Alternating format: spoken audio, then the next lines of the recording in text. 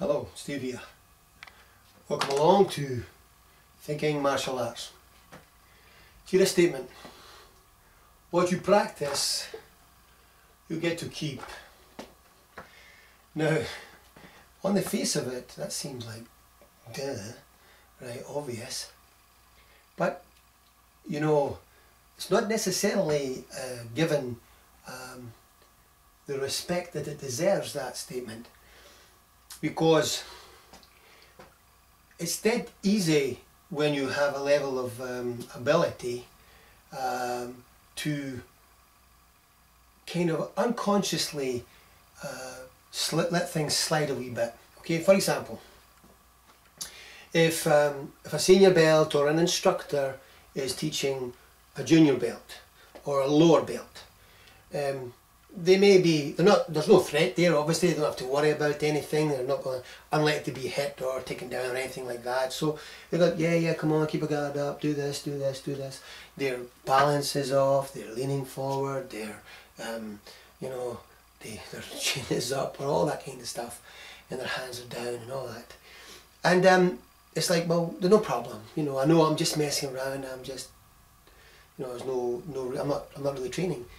But you are, because there is no neutral training.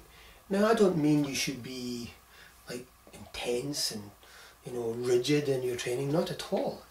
But you should understand, or I believe, this is all these discussions I'm having here are all just my thoughts on these things.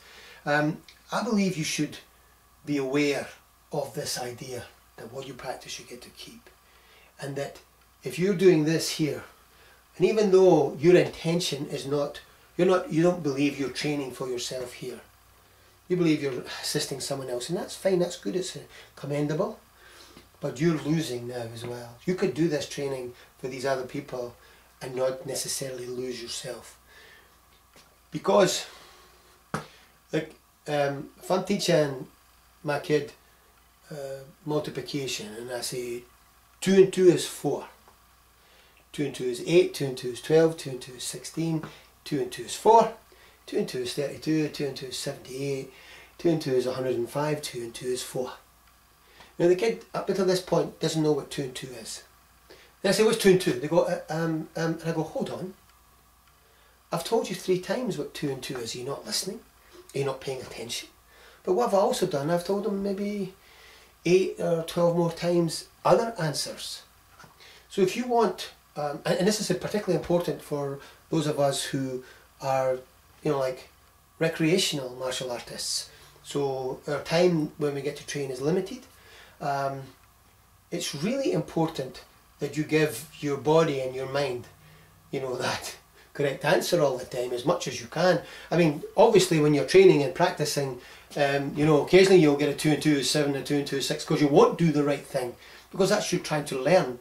But you should always try consciously to do the right thing. So if you're working with as an instructor or a senior belt, working with a less senior belt, there's no reason why you can't put all the good form in, get everything as near to proper as you can, and then you're delivering stuff for them and you're helping them out, but you're still drilling into your body and your mind a conscious awareness of what is correct to the best of your ability and the best of your knowledge.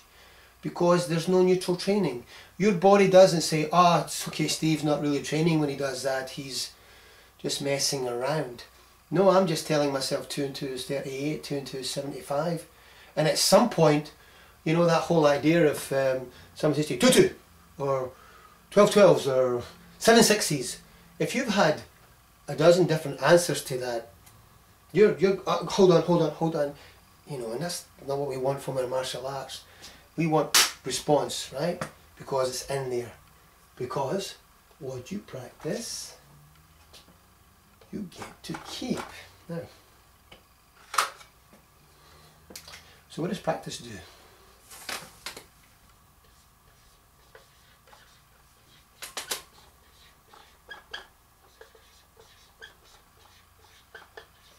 Practice makes.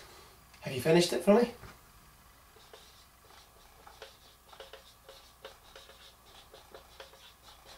I'm not sure if that's the right spelling, but permanent. If you said perfect, practice makes perfect, it's because you've heard it many, many times. Practice makes perfect. Okay? But how can it? How can practice make perfect unless you're doing perfect practice? Practice is repetition. And repetition is the mother of skill. And if you're practicing this, like this, punching like this, are you going to wake up one morning with this?